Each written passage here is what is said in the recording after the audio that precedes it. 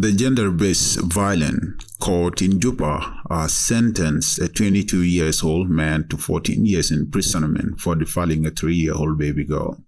The accused Deng Aquintul committed the crime at High Amarat residential area of Juba in April this year. According to Judge Francis Amum, the convict stands charged with 2 main count defilements and grievous hurt.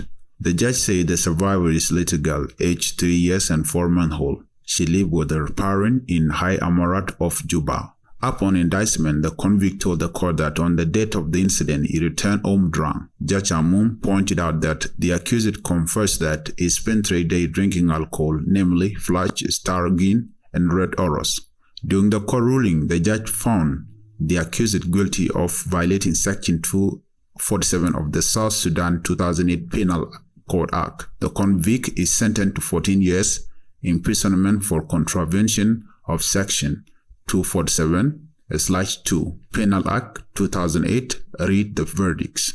The court also ruled that the convict must pay a reparation tune of 1 million SSP as reparation to the survivor. The convict is advised that he has a right to enjoy an automatic right of appeal against conviction, legality, and severity of the sentence within 15 days. For his part, the father of the minor, who only identified himself as James, told High Radio the crime committed has brought a lot of suffering to the family. What happened to us wasn't that good to us, and until now, the child is still suffering. She's not feeling good still when she was taken to the hospital, and even after the operation, she's still suffering, he said.